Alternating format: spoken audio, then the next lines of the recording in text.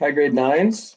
Today is our last unit in the polynomials section of our math course. So we're going to do our last lesson today before we end up moving on to doing a review for our test, which will be online on a Google form or on Edpuzzle. I actually need to decide which I'm going to use for that. And then we'll move on to our next section of the course after this. So we'll spend this week just finishing up this unit and working on the review, and then next week you'll have a few days to do your assessment. So this is a little bit of a trickier topic. It's the last one that we learn about. It's all about multiplying and dividing polynomials by monomials. So I'll go pretty slow through these few examples. I only have a few here. I have 4 that I'm going to do with you. And then what I want you to do is work on the textbook questions that I'll assign at the end. And what we'll do differently is I'll give you a couple classes to work on those. And then on Thursday, I will post a video of me going through several of those solutions from those textbook questions on video, so that if you are confused, you can watch me do a few, and then you can try to finish them up on your own. So let's jump right into it here. How do we multiply? Hold on, I need to put it up on my screen here. How do we multiply polynomials by other polynomials, and in our case specifically monomials? So what we do is we use a process called the distributive process, or the distributive property. We have discussed this before. It just means that each term of the polynomial inside of the brackets is multiplied by the constant that is sitting outside of the brackets. So basically what the distributive property means is that we just distribute that constant or that monomial throughout each of the terms that's inside the brackets that's attached to it. We multiply the coefficients together. All of the numbers go together. Remember from our powers and exponents, we're going to be referencing that quite a bit. That was our unit before, powers and exponents. This is going to help us remember how we actually multiply these things together. We multiply the coefficients together, and then we multiply the variables together. Try to remember right now on your own, how do we multiply variables? So this is calling back to, like I said, our powers and exponents unit, like with our bases and our powers. So what does x times x equal? If we remember, this was kind of the same idea as saying x to the 1 times x to the 1, right? And in that unit, what we ended up saying that is that that was equal to x to the 1 plus 1, right? Which ends up giving us x squared. So x times x gives us x squared. I'm going to do a couple just really simple examples of what it looks like to multiply variables down here, just to help you kind of get a grasp on what our different ones can look like. You can have a coefficient multiplied by a variable. You could have 3 times y, right? And those just stick together. We know that that's just going to be 3y. Or you could have scenarios where you have x times y. Those ones just stick together as well, x, y. Okay, or the other scenario that we'll see is when we have multiples of the same variable. So like we did, we had x times x up here, which gave us x squared. You could also have x squared times x, right? X squared times x. So remember that this is like x squared times x to the 1. And when we have that, we, based off of the property that we did when we were multiplying variables in our previous unit, we can just take those two powers that they're raised to and add them together. So we get x to the 2 plus 1, which is x to the 3. So the reminder here is that whatever your powers are up here, you just end up adding them together when you're multiplying, and that'll give you what your final product power will be. Okay, so I'll do one more here. Let's go x cubed times x to the 5. What would that end up being equal to? Give you a second here to try to think about it on your own. We take these, we add them up, and we get x3 plus 5, which gives us x to the 8. So there's some examples for you. Now let's go on to our real test here, which is not review anymore. We're doing new stuff. We are multiplying a binomial by a monomial. So determine each product. Here you have 2x times 3x plus 4. So in order to do this, we are going to use the distributive property, which means that we have this 2x is going to multiply through to each of the terms inside. It's going to multiply by the 3x on the inside, and it's going to multiply by the 4 on the inside. So what we'll end up getting, if I write this out again, is we get 2x times 3x plus 2x times 4. Now here's something that we haven't quite seen the same way, but both of these we can kind of call back to what we've already done here. And one thing that I have written up above. The one thing that's written up here that's really important is that the coefficients get multiplied together, and then the variables get multiplied together. So when I'm looking at this one, I'm going to multiply the coefficients, and then I'm going to multiply the variables. And the same thing is going to happen here. I'm going to multiply the coefficients, and then this one doesn't have a variable, so my variable will just stay the same. So what this will end up giving us is 2 times 3, which is 6, times x, which we saw up above here is just x squared, plus, and then multiply our coefficients, 2 times 4, which is 8, and the x stays the same. Our final answer becomes 6x squared plus 8. So you can pause the video right now and try part B on your own. If you're not feeling comfortable enough to do that, then you can just follow along with what I'm going to do here. Same thing, distributive property, which we have up here, means that each term outside of the polynomial, or the term outside the polynomial is just going to multiply through each term inside of the bracket.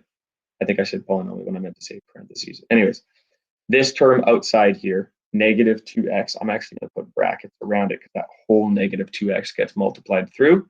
It's going to get multiplied by negative 3x, and it's going to get multiplied by 4. So it makes its way through the whole, all of the terms inside of the brackets. This is called the distributive. So what I'm going to do is I'm going to rewrite it. I'm going to rewrite it here so that they are all, the multiplication is happening for each of the terms. So the first one is this negative 2x gets multiplied by the negative 3x. And then we have our plus sign, and the negative 2x gets multiplied by the 4. We'll take our other color here. And remember that we multiply coefficients together, and then we multiply the variables together. So negative 2 gets multiplied by negative 3, and then x gets multiplied by x. And then for the second one, negative 2 gets multiplied by 4, and x doesn't get multiplied by anything because 4 is got no variable attached to it. So first step, negative 2 times negative 3, the double negative, that'll give us 6. X times x, x squared, and then negative 2 times 4. I'm just going to do one extra step here. Negative 2 times 4 is negative 8. And the x stays the same. So then we've got a plus minus here. So our final answer will look like 6x squared minus 8x. So let's just take a look at this right here. These are two very similar looking problems, right? The only thing that changed is we have added a negative in front of the 2 and a negative in front of the 3. And all it ended up changing for our final answer was just that we subtracted 8x at the end instead of adding it. Let's move on to how to divide. We'll do a couple examples together, and then I'll get you to practice some in the textbook. So it's a very similar idea. How do we divide polynomials by a monomial?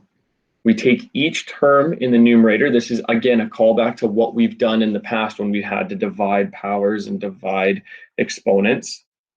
We take each term in the numerator and we divide it by its denominator, but we separate it to create a sum of fractions. This is the key right here, is we want to create a sum of fractions. Because when we separate them, then we can just deal with each of them individually. Now, again, try to remember, how did we divide variables in our last unit? What did we do? Well, when we divide variables, we end up, instead of adding the powers, we subtract the powers from one another. So if I have, I'll write a few examples down here. If I have x squared over x, well, that's the same thing as having x to the 2 minus 1, because this one technically has a 1 there. So this is the same idea. We just subtract the variables, subtract the powers. 2 minus 1 should give us x squared divided by x. We'll end up with just 2 minus 1 is just 1. We don't even have to write that. Our answer ends up just being x. What if I wanted to do x divided by x? Well, that's the same thing, right? It could also be written like this. You have x to the 1 minus 1, which is x to the 0. What's anything raised to the power of 0? Lots of callbacks to our last unit. Anything raised to the power of 0, does not matter what this number is. If it's raised to the power of 0, it's just equal to 1. And that kind of makes sense, right? If I have x over x, it should be equal to 1, right? Because if this was 7 over 7, it would just be equal to 1. Okay, let's do one that's a little bit trickier or just higher numbers. What if I had x to the 8 divided by x to the 5? Well, that's the same thing as having x to the 8 minus 5, which is just x to the 3. So just like with multiplying, except instead of adding the powers, we subtract them. So same thing as with multiplying, again, as last time, is that the coefficients divide. So the coefficients, we divide the coefficients together, and we divide the variables together. Okay, so we have to deal with them each separately. So 10 is going to get divided by 2 here, and m squared is going to get divided by m. So there's really only 2 steps to this problem. We just need to, this part B is going to be a little bit trickier. But for the 10, we do negative 10 divided by 2, which gives us, let's write it out. Negative 10 divided by 2. I'm just going to do them all kind of separately, is negative 5. Okay, and then m squared divided by m is the same thing as m to the 2 minus 1, which is equal to m. So these stick back together, right? If I did them right beside each other, negative 10 divided by 2 would be negative 5, and m squared divided by m would just be m. Our final answer, we deal with the coefficients first, and then we deal with the variables.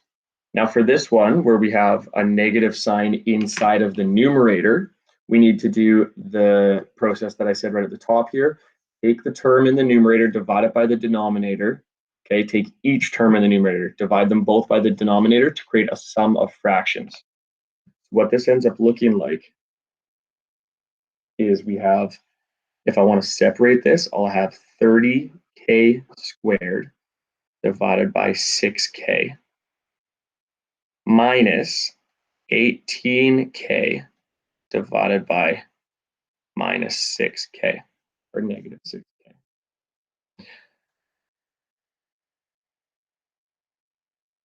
So let's just deal with each of these separately. We have 30 divided by, I'm gonna use my orange arrows here to show you what happens, right? We do coefficients divided by each other, then variables divided by each other, coefficients divided by each other, then variables divided by each other. So 30 divided by negative 6, like you can write it like this. 30 divided by negative 6 times k squared over k minus 18 over negative 6 times k over k. So I've basically just separated the coefficients and the variables. Now let's just solve each of them. Each of them on their own shouldn't be too tricky, right?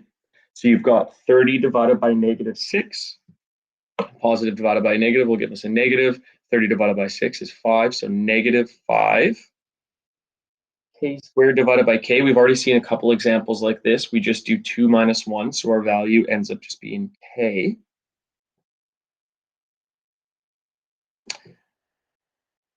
And then minus 18 divided by negative 6 should give us negative 3. And then k divided by k, that's just 1. So we don't even have to include it. I can actually even just do this. That's equal to 1. So now I've got negative 5k minus 3. So that becomes a positive plus 3.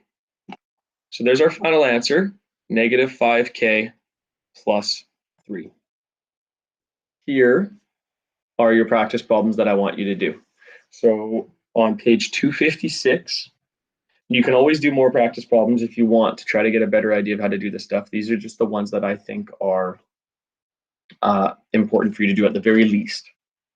So 256, 11, 12, and 16. And for all three of those, you only need to do A to F. Like I said, you can do G and H if you want a little bit of an extra challenge or you got some extra time, definitely would help. But at the very least, I want you to try to do A to F of all of those. What I will do is in a couple of lessons, I'll give you tomorrow to work on those practice problems.